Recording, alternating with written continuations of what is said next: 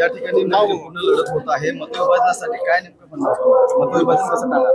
आम्हाला मतविभाजनाची गरज नाही आहे. आमच्या अर्पिताताई शिंदे आणि सर्व नगरसेवक 51% मतं घेऊन 2/3 बहुमतात निवडून येणार आहे. मतविभाजनामध्ये भाजप विश्वास करत नाही. मतविभाजनामध्ये कधी आम्ही विश्वास केला नाही. आमचा विश्वास जनतेवर आहे. 51% मतं घेऊन भाजपा जिंकेल असा मला विश्वास आहे. आपण पट्ट्याचा विषय घेतला होता, त्यावरून आता नाना पटोले टीका केली आहे. नाना पटोले म्हणतात बाप का राजे.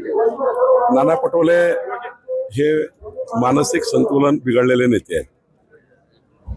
त्यांच्या विधानसभेत ते केवळ 200 मतांनी निवडून आले आणि पुढच्या वेळी त्यांना असं वाटतं की भारतीय जनता पार्टी त्यांची जमानत जप्त करेल आणि म्हणून त्यांना थोडा आता ते मी परवा साकोलीत गेल्यामुळं साकोलीमध्ये संपूर्ण साकोलीचे पट्टे वाटपाचा निर्णय घेतल्यामुळं त्यांची साकोली जागा ही त्यांच्या हातून जाते आहे आणि म्हणून ते वैफल्यग्रस्त मानसिकतेने बोलतात आहे. भाजपा बाटलेला पक्ष आहे. फोडाफोडीशिवाय त्यांना काहीच येत नाही असं माणिकराव कोकाटे बोलले. माणिकराव कोकाटे का बोलले मला तपासावं लागेल. आता तुम्ही मला सांगताय तपासून बोले. दुसरीकडे माणिकराव कोकाटे असं बोलले की मला फोटो मी माणिकराव कोकाटे काय बोलले, माणिकराव कोकाटे काय बोलले हे मी तपासून बघेल. एकनाथ शिंदेने उपरोधक टोला एकनाथ खडसेंनी उपरोधक टोला लगावलाय. लाडकी बायको योजना आणली, अनेक ठिकाणी कुटुंबात उमेदवार दिले. नाही, आता एकनाथ खडसे काय बोलले किंवा माणिकराव कोकाटे काय बोलले यापेक्षा बुलढाणा शहराकरता जे महत्वाचे निर्णय आपण घेतलेले आहे. मी ठरवलं आहे, देवेंद्र फडणवीसजींनी मला सूचना दिली आहे की बुलढाण्याच्या संपूर्ण जे काही घरं असतील 15/10/2024 नंतरचे 15/10/2024च्या आतपर्यंत त्यापूर्वीचे त्या सर्व घरांचे प्रॉपर्टी कार्ड देण्याचा निर्णय आपल्या सरकारने केला आहे.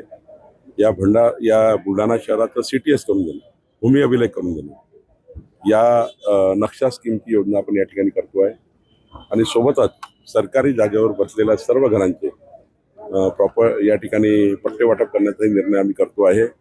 खऱ्या अर्थाने बुलढाण्याच्या जनतेची सेवा करण्याची संधी आम्हाला मिळाली आणि माननीय देवेंद्र फडणवीस सरकारच्या माध्यमातून आम्ही हे करतो आहे. मला विश्वास आहे की जर प्रॉपर्टी कार्ड लोकांचं असेल, जनतेच्या मालमत्तेचं आम्ही रक्षण करू, जनतेच्या जीवाचं रक्षण आम्ही करू. या ठिकाणी जे काही या शहरामध्ये जनतेच्या मनात एक राग आहे, त्या रागातून या ठिकाणी आमच्या अर्पिताताई निवडून येतील आणि विकासाच्या योजनेकरता आम्ही अर्पिताताईला प्रचंड मदत करणार आहोत आणि मला विश्वास आहे केंद्राचं सरकार, राज्याचं सरकार, डबल इंजिन सरकारच या विकास बुलढाण्याचा करू शकतं आणि म्हणून अर्पिताताईला 51%च्या वर मतं मिळतील असा मला विश्वास आहे आणि 100% अर्पिताताई निवडून येतील. मुख्यमंत्री एकनाथ शिंदे असं म्हणतात की आम्ही युती धर्म पाळतोय, भाजपने देखील युती धर्म आम्ही पाळतो आहे.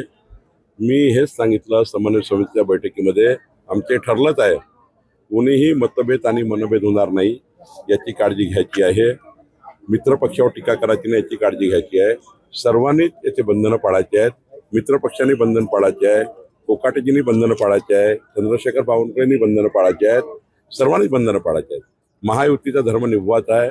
काहीही करून स्थानिक लेवलला काही झालं तरी राज्यातली महायुती महत्वाची आहे, ती आम्ही टिकवणार आहोत. मध्ये जे वृक्षतोड होते त्याच्या विरुद्ध ठाकरेची शिवसेना जी आहे ते आंदोलन करते, कसं पाहताय? त्यामध्ये आमची उच्चस्तरीय समिती आहे. माननीय मुख्यमंत्र्यांच्या अध्यक्षतेखाली एक समिती आहे, त्या समितीत मी सुद्धा आहे आणि त्या ठिकाणी एक कुंभमेळ्याची समिती आहे आणि तिथलं प्रशासन आहे. हे सर्व तपासून त्या ठिकाणी योग्य निर्णय आम्ही करणार आहोत. कराडमध्ये निवडणुकीमध्ये जे आहे ती मोठी दहशत आहे, त्या ठिकाणी मुख्यमंत्री बुलढाण्याला काही विचारणार असं ते बोलतायत. आपल्या माजी मुख्यमंत्री जे आहेत ना त्यांनी आरोप केलाय की देवेंद्र फडणवीस दम देतील कराडमध्ये येऊन.